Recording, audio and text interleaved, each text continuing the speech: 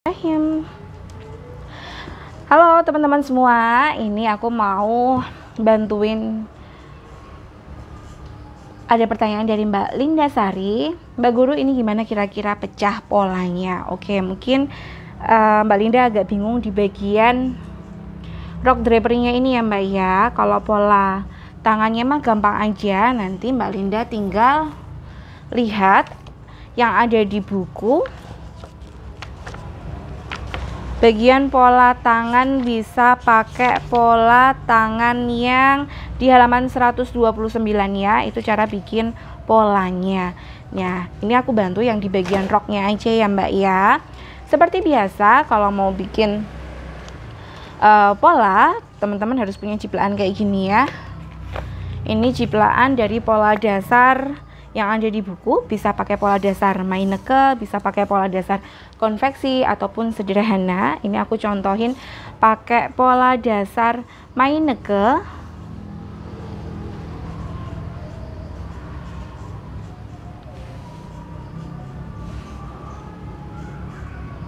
Ini nanti aku mau jiplak sebelah kanan dan kiri, jadi nanti dapat utuh.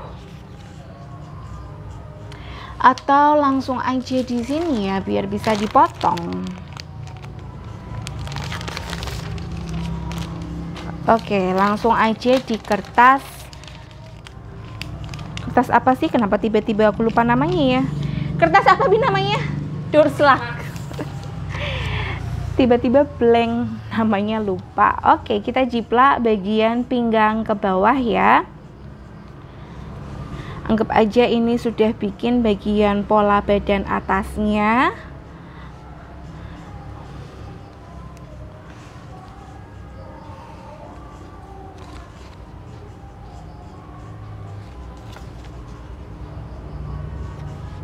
Biar cukup ya ukuran kertasnya. Nah, jadi apapun yang ada kupnatnya dan berpotongan pinggang, maka di garis samping ini harus naik 1,5 cm. Potongan pinggang yang ada kupnat, maka di garis sampingnya ini harus naik 1,5 cm. Jadi sekarang pinggang, garis pinggang yang baru ini yang naik 1,5 ini ya.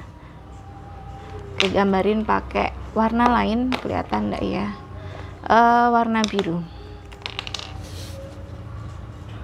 Nah, ini adalah pinggang yang baru ya teman-teman.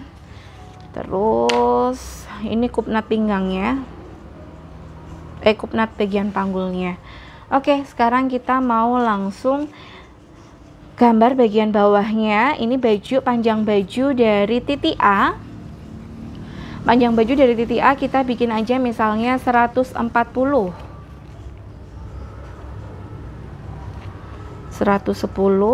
kurang 30 cm lagi.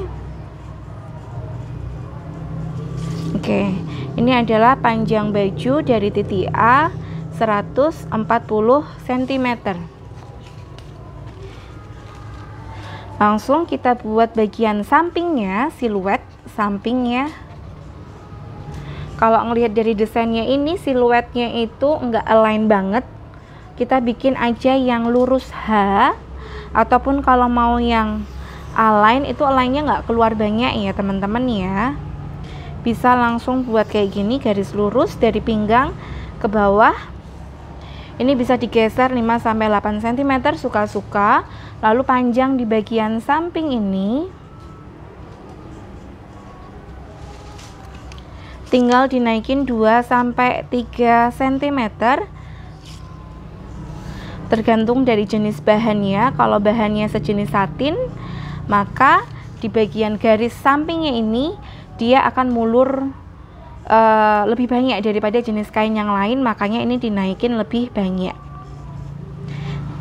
Sekarang ini adalah garis sampingnya, lalu ini adalah garis kelimnya. Oke, kita potong ya untuk mendapatkan pola utuh kanan kiri.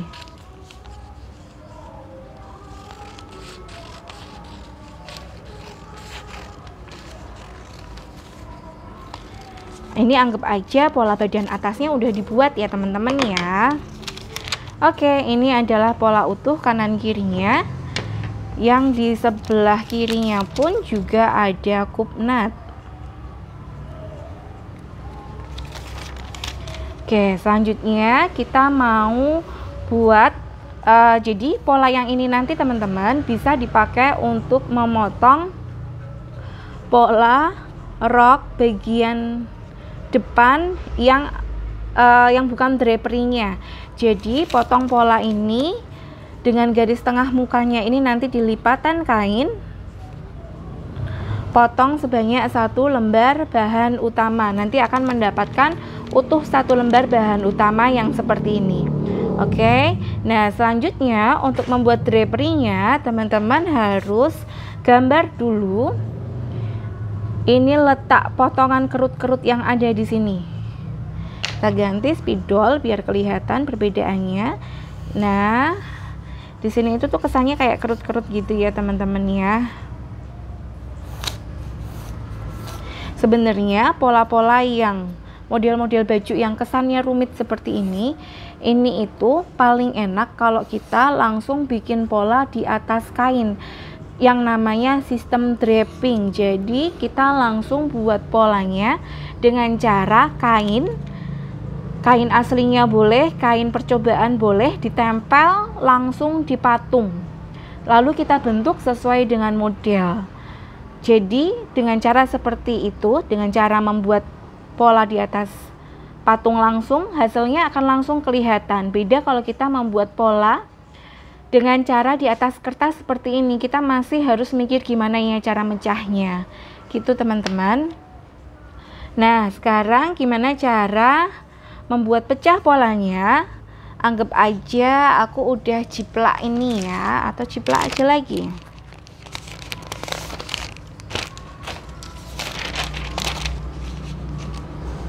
Aku mau jiplak lagi,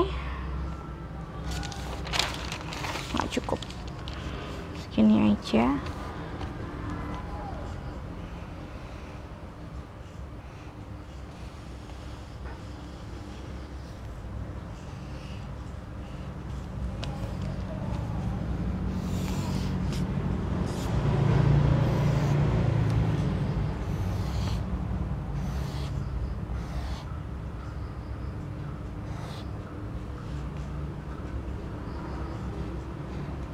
Oke, karena di sini ada kupnatnya ya teman-teman, maka garis pecah pola yang ini salah satunya kita harus kenain sama ujung kupnat. Jangan sampai nggak kena sama ujung kupnatnya. Karena kita akan tutup kupnatnya ini dengan cara seperti ini teman-teman, bisa dilihat langsung ya.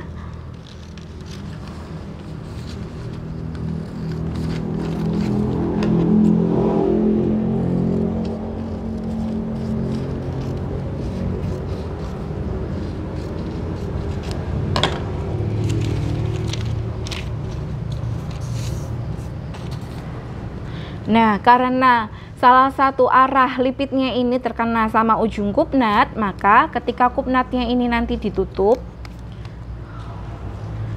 ini otomatis langsung melengkung sendiri seperti ini teman-teman. Oke, nah kupnat ini boleh dibuang dengan cara seperti ini, atau boleh juga langsung di polanya ini, kupnatnya ini langsung dibuang ke samping, ke sini teman-teman. Boleh, misalnya ini lebar kupnat 3 cm, maka kita langsung potong di sini 3 cm, gitu ya. Nah, selanjutnya kita mau potong pecahan pola yang sebelah sini ya.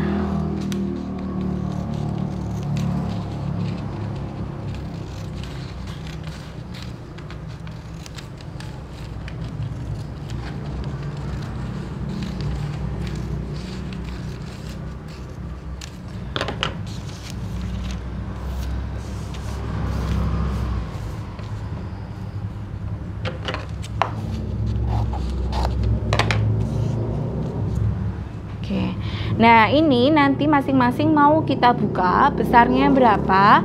Teman-teman boleh langsung tentukan lebarnya 6 sampai 8 cm. tergantung seberapa banyak lipit di bagian pinggang yang ini yang kita inginkan. Ini aku buat sekitar 8 cm.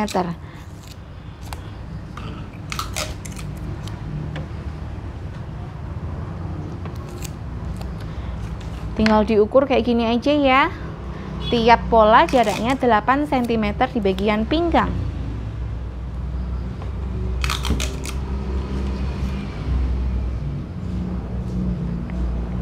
Nggak usah begitu presisi teman-teman, yang penting kira-kira cukuplah untuk dijadiin lipit.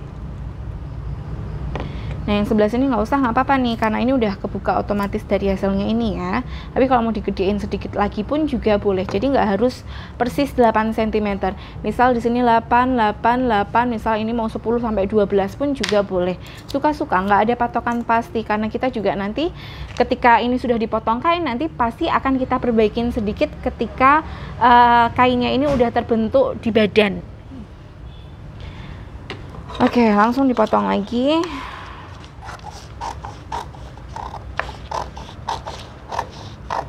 Karena di bagian pinggangnya ini bentuknya lipit, kita motongnya itu nggak boleh sembarangan ya teman-teman. Ini posisi kertasnya ini harus dilipit dulu baru pinggangnya dipotong. Jadi solasinya mau aku perbanyak di bagian pinggang biar pola lamanya enggak gerak-gerak. Lalu kita tentukan sekalian ini arah lipitnya mau menghadap kemana, mau menghadap ke samping, berarti kertasnya pun juga kita hadapkan ke arah samping badan. Butuh jarum pentul.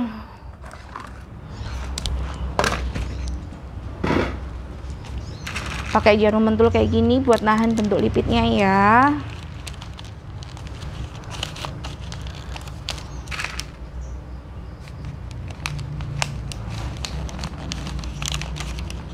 Temukan pola lama dengan garis pola lama, jangan sampai ada jeda.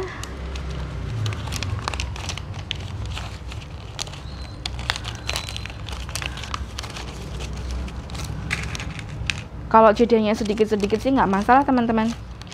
Apa sih jeda? Kok jeda? Jarak ya teman-teman ya. Nah, lalu tinggal kita potong aja. Maka nanti di sebelah sini akan menghasilkan bentuk potongan yang agak zigzag gitu deh. Nah, gini ya, ini nggak akan kubuka dulu karena kita mau langsung pikirin gimana caranya yang di bagian tengah ini kok agak kerut-kerut hasilnya. Karena ada kerut-kerut itu, kemungkinan besar kan di sini kan kayak ada tambahan kain gini kan ya. Nah, ini tinggal kita pikirin aja mau dibikin lebarnya berapa banyak kerut-kerutnya ini. Jadi ya teman-teman ya, jadi ini mah juga kita pikirin tergantung dari jenis kainnya, mau sifon, mau satin, karena ketebalannya mereka kan berbeda-beda. Jadi semakin tipis kainnya maka semakin banyak kerut yang dibutuhkan. Semakin tebal kainnya maka semakin sedikit kerut yang dibutuhkan. Aku kira segini cukup untuk menghasilkan yang mirip-mirip sebanyak itu. Lalu kalau dilihat ini di bagian tepinya ini kan agak pendek, jadi ini mau aku pendekin di sini. Sudah, terus ini tinggal dihubungin gini aja. Sudah deh, tinggal dipotong.